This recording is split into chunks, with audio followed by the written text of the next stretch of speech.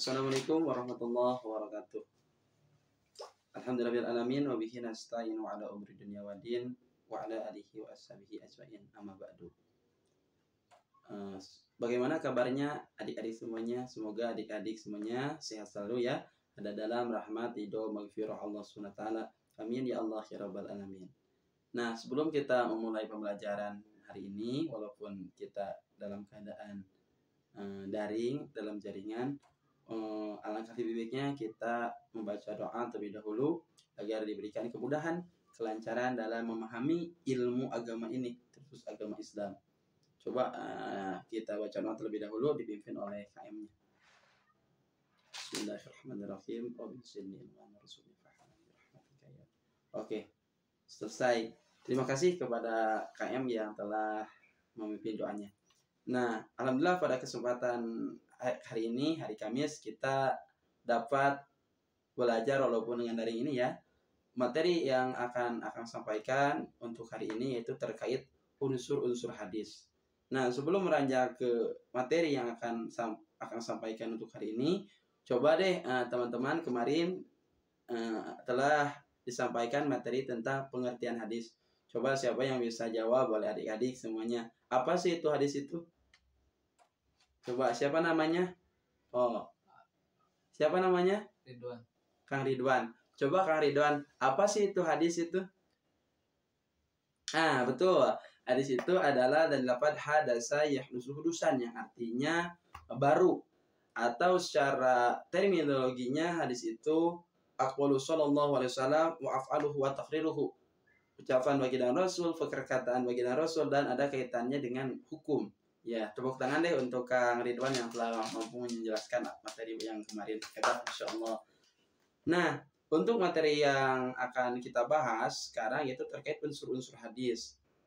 Nah, apa sih unsur-unsur hadis itu? Nah, dalam hadis ada unsur-unsur hadis. Apa saja? Di antaranya ada sanad, ada matan, ada rawi. Nah, nantinya teman-teman semuanya, adik-adik semuanya, setelah mempelajari terkait unsur-unsur hadis yang di dalamnya ada sanad, ada matan, ada rawi. Nah, nantinya adik-adik semuanya dituntut untuk memahami apa itu sanad, apa itu matan, apa itu rawi. Kemudian mampu menyimpulkan atau menyajikan sanad itu mana contohnya, kemudian itu mana matan, mana contohnya, dan hadis itu rawinya mana contohnya. Yang dimaksud dengan sanad itu sebelah mana, matan itu yang mana, dan rawi itu yang mana. Nah, nanti adik-adik semuanya harus mampu menunjukkan yang mana termasuk sanad, yang mana termasuk matan, dan mana yang termasuk rawi. Nah, itu ya. Mudah-mudahan diberikan kemudahan, kelancaran dalam memahaminya. Amin ya Allah ya rabbal alamin. Oke, kita lanjut. Pengertian sanad, matan, dan rawi. 1. Sanad. Apa sih itu sanad? Nah, dilihat dari segi etimologi, sanad memiliki arti al-mu'tamadu, yang artinya sandaran atau tempat bersandar. Artinya yang lain sesuatu dapat dipegang atau dipercaya. Sanad ini menurut istilah atau secara terminologi mustalah ahli hadis adalah rangkaian atau urutan orang-orang yang menjadi sandaran atau jalan menghubungkan satu hadis atau sunnah sampai kepada Nabi Muhammad SAW. Ahli hadis mendefinisikan at-tariqul mausul ilal matni. Nah, yang disebut sanad itu at-tariqul mausul ilal matni, yang artinya jalan yang menyampaikan kepada matan hadis. Nah, itu ya, perlu ditekankan at-tariqul mausul ilal matni. Mana contohnya Kang yang termasuk sanad dalam suatu hadis? Nah, contohnya dalam hadis an Muhammadin an Abi Salmah an Abi Hurairah anna Nabi sallallahu alaihi wasallam qala laula an asyukku ala ummati la amartahum bisiwaki inda kulli salatin. Rawahu Tirmidzi. Nah, dalam hadis yang barusan akan baca, an Muhammadin an Abi Salmah an Abi Hurairah anna Nabi sallallahu alaihi wasallam. Nah, yang garis biru itu yang diberi garis bawah, nah itu termasuk sanad. Nah, tadi at-tariqu mausul ilal matni, jalan yang menyampaikan kepada matan hadis. Yang artinya tadi hadis tersebut dari Muhammad, yang diterima dari Abu Salma, yang diterima dari Abu Hurairah, bahwa Rasulullah SAW bersabda. Nah, itu disebut sanad.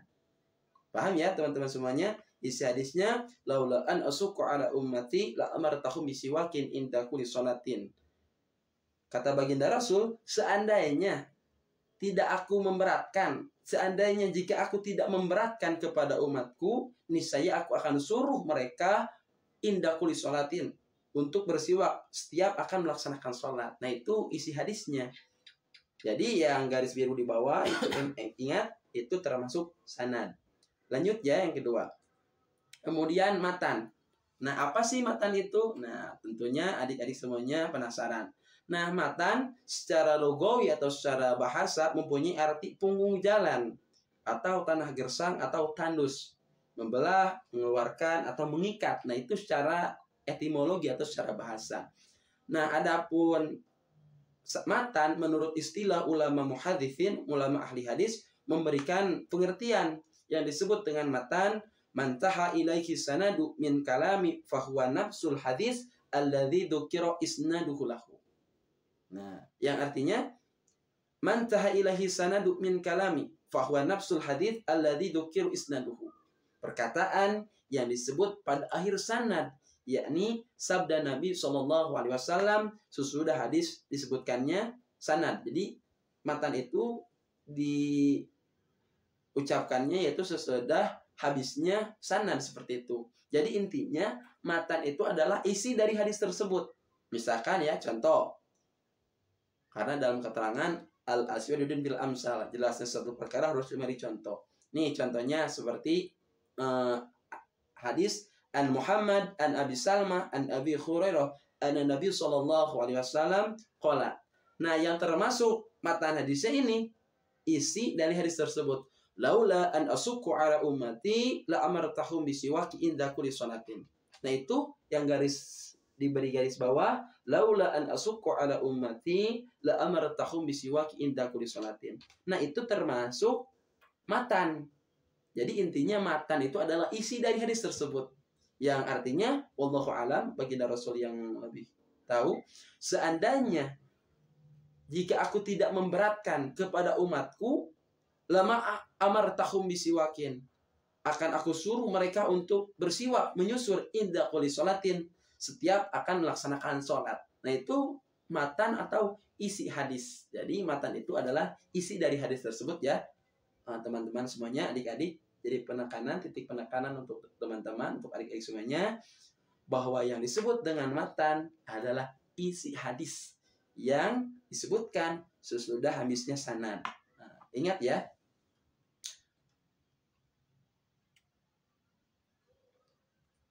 Kemudian yang tiga, rawi. Apa sih rawi itu? Nah, tentunya adik-adik semuanya penasaran juga. Nah, pengertian rawi itu orang yang menuliskan hadis dari seorang guru kepada orang lain atau membukukannya ke dalam satu hadis. Misalkan rawi pertama ada para sahabat, dan rawi terakhir ada orang yang membukukannya. Misalkan contoh, seorang Imam Bukhari, atau Imam Muslim, atau Imam Ahmad, atau Imam Tirmidzi, An-Nasa'i, Ibnu Majah, dan sebagainya, banyak ya. Jadi rawi itu adalah orang yang membukukan hadis dari seorang gurunya. Contoh, an Muhammadin Abi Salmah an Abi Hurairah an Nabi sallallahu alaihi wasallam qala laula an asuqu ala ummati la amartahum bisiwaki inda kulli sholatin. Rawahu Tirmidzi. Nah, dalam hadis rawahu Tirmidzi ini yaitu hadis yang diriwayatkan oleh Imam Tirmidzi. Nah, itu disebut rawi. Orang yang meriwayatkan hadis yang barusan yaitu Tirmidzi. Hadis riwayat Tirmidzi, Imam Tirmidzi yang meriwayatkannya. Nah, itu disebut rawi. Awas, ingat ya, rawi yaitu orang yang membukukan hadis dari seorang guru. Nah, seperti Imam Bukhari, Imam Muslim, Imam Ahmad, dan lain sebagainya. Jadi, ketika dicontohkan, misalkan ya dalam kehidupan nih, contoh, Kemenag menginformasikan bahwasannya akan ujian madrasah di misalkan tanggal 15 Maret. Nah, Kemenag menyampaikan kepada kepala sekolah, kemudian kepala sekolah menyampaikan ke bidang kurikulum, misalkan, kemudian bidang kurikulum menyampaikan kepada guru atau wali kelasnya terkait akan dilaksanakannya ujian madrasah. Nah, Kemenag kemudian kepala sekolah, kurikulum, dari kurikulum ke guru wali kelas. Nah, itu kemenag, kurikulum, kemudian wali kelas itu termasuk sanad yang menyampaikan, saling bersambung, menyambung. Nah, isinya yaitu matanya ujian madrasah isinya. Nah, oleh kalian kemudian ditulis informasi tersebut. Nah, itu umpamanya ya. Nah, kalian disebut rawi. Misalkan dalam kehidupan seperti itu. Misalkan contoh dalam kehidupannya seperti itu. Lanjut ya. Oke, nah tidak serta-merta ya seseorang menjadi seorang rawi. Tapi seorang rawi itu memiliki syarat-syarat atau kriteria jika seseorang rawi. Misalkan contoh Kang Ridwan tadi, saya ingin menjadi rawi, tidak serta-merta. Tapi ada syarat-syarat tertentu yang harus ditempuh untuk menjadi seorang rawi. Di antaranya satu, seorang rawi itu harus adil. Adil itu wad usya'in fil makani, menyimpan suatu perkara pada tempatnya. Atau bisa dikatakan bijaksana, dan lain sebagainya. Nah, seorang rawi itu harus adil, harus menyimpan sesuatu yang pada tempatnya. Seperti itu secara bahasanya. Kemudian harus seorang muslim. Ketika seorang rawi, misalkan yang menerima hadis, kemudian mencatat hadis, bukan seorang muslim, maka palyaisihu, tidak sah dalam meriwayatkan hadisnya. Harus seorang muslim, beragama Islam, seperti itu. Kemudian yang tiga, baligh. Nah, baligh di sini itu orang yang berakal. Kemudian dalam sudut pandang ilmu fikih ya, tentunya adik-adik semuanya sudah tahu. Tanda baligh itu ada tiga, di antaranya usia 15 tahun, untuk seorang laki-laki maupun perempuan. Kemudian yang keduanya, seorang laki-laki atau perempuan sudah pernah mimpi zina atau mimpi basah. Nah, itu dikatakan baligh. Walaupun misalkan usia Kang Ridwan misalkan baru usia 12 tahun, belum mencapai 15 tahun, tapi sudah pernah mimpi zina, sudah pernah mimpi basah. Nah, itu bisa dikatakan baligh seperti itu dari sudut pandang fikih. Kemudian kalau seandainya wanita, rawinya yang meriwayatkannya sudah khed. Nah, sudut pandang baligh itu dari wanita yaitu sudah khed, seperti itu. Kemudian yang keempat yaitu syarat rawi harus berakal tadi, harus memiliki akal, tidak gila. Variasi uji tidak sah jika seorang rawi orang gila, tidak sah dalam meriwayatkan hadis. Karena akan rusak atau akan tidak sahih atau bahkan doi pun tidak sampai jika seorang rawinya orang gila. Tidak mungkin, tidak sah dalam meriwayatkan hadis jika orangnya gila, hilang akal, seperti itu. Kemudian tidak pernah melakukan perbuatan dosa besar. Nah, jika seorang rawi pernah melakukan zina atau pernah membunuh dan sebagainya, itu akan merusak kesohihan hadis tersebut. Makanya seorang rawi itu harus jauh dari melakukan perbuatan dosa besar. Selanjutnya, tidak sering melakukan dosa kecil. Nah, jadi harus hati-hati seorang rawi tersebut. Misalkan contoh, ketika menyampaikan hadis, seorang rawi tersebut, dia itu hilang maru'ah, tidak ada rasa malu. Misalkan makan bakso di samping jalan, misalkan sambil jongkok, itu salah satunya hilang maru'ah atau tidak ada rasa malu diantaranya. Dalam bahasa Sundanya seperti itu. Kemudian yang selanjutnya, dabit. Dabit di sini memiliki dua arti ya, adik-adik semuanya. Pertama, dabit dalam artian kuat hafalannya, daya ingatnya sangat kuat. Nah, seorang rawi itu diharuskan daya ingatnya itu harus kuat, tidak mudah lupa. Dabit dalam artian yang satu. Kemudian dabit yang keduanya dalam arti dapat memelihara kitab hadis dari gurunya sebaik-baiknya, sehingga tidak mungkin ada perubahan. Misalkan Imam Bukhari menerima dari siapa? Misalkan ya dari sahabat lah, misalkan contoh. Nah, itu dapat menjaga keaslian lafadznya, kemudian maknanya bisa dijaga. Nah, seorang rawi itu harus seperti itu. Paham ya teman-teman semuanya? Jadi tidak serta-merta seseorang ingin jadi rawi harus memiliki kriteria yang barusan akan sampaikan.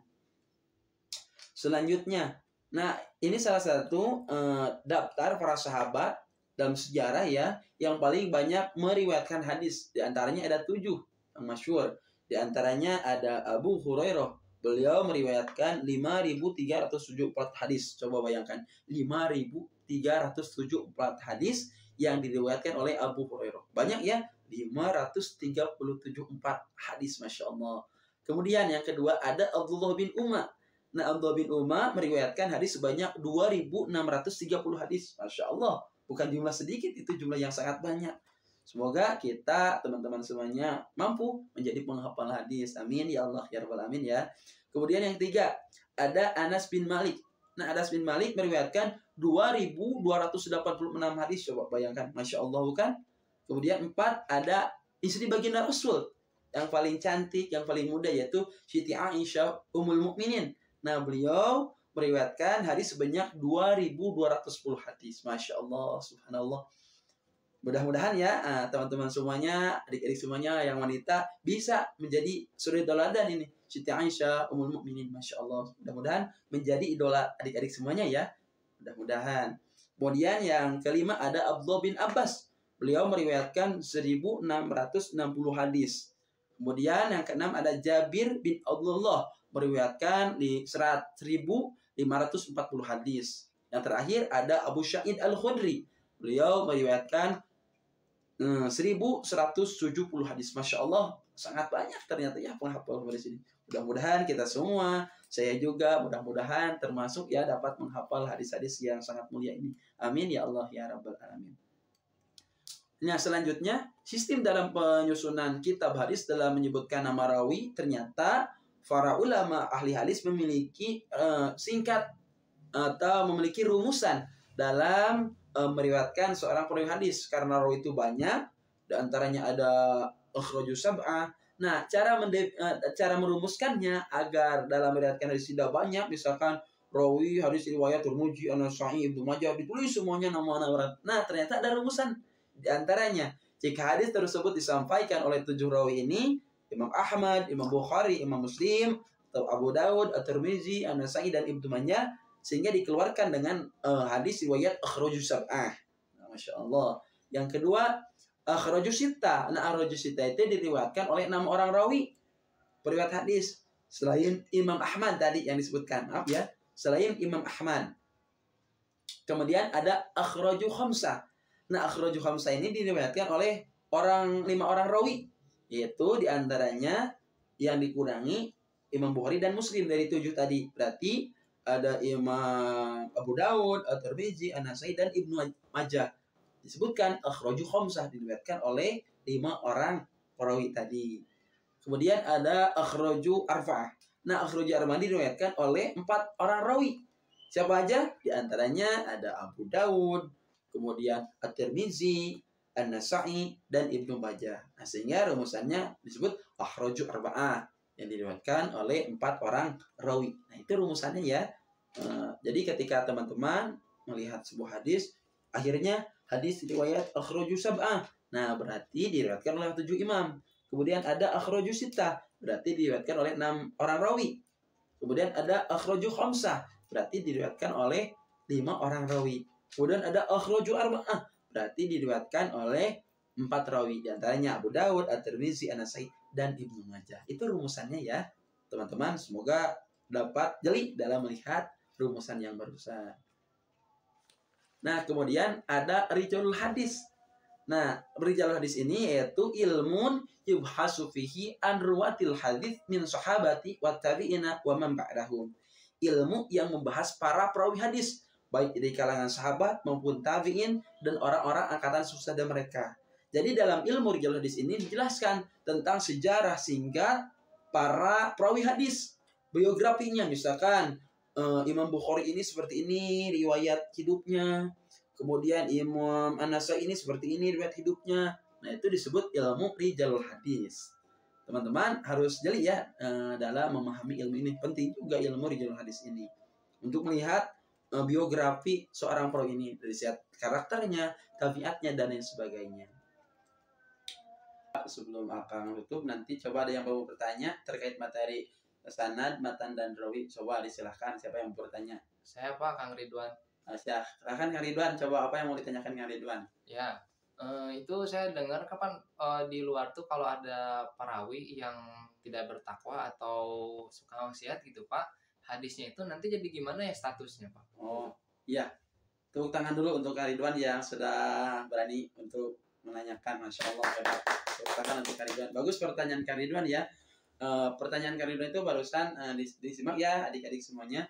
Bagaimana jika seorang perawi tersebut memiliki kelalaian atau tidak bertakwa seperti itu bagaimana dalam kedudukan hadisnya?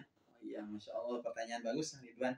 Nah, jadi perlu diketahui teman-teman adik-adik semuanya, jika seandainya seorang rawi tidak memenuhi tadi persyaratan yang tadi, diantaranya seorang yang adil, kemudian beragama Islam, jika seorang perawi tersebut memiliki kebiasaan yang tidak baik atau tidak bertakwa, misalkan fasik lah, katakan pelaku dosa misalkan, nah itu akan menjadi kecacatan dalam sebuah hadis. Misalkan yang tadinya hadis tersebut disampaikan misalkan dari Abu Hurairah, misalkan disampaikan ke rawi tersebut, nah kemudian si rawi tersebut tidak dapat menjaga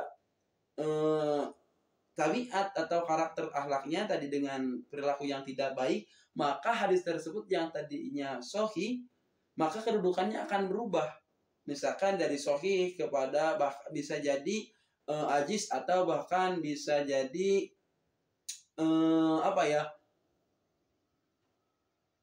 dhaif seperti itu. Yang tadinya sahih nanti bisa jatuh ke hasan atau bisa jatuh ke dhaif seperti itu. Jadi dalam ada hadis sahih, ada hadis hasan, ada hadis dhaif, bahkan nantinya ada maudhu. Kalau maudhu itu hadis palsu. Kalau dhaif itu hadis yang lemah.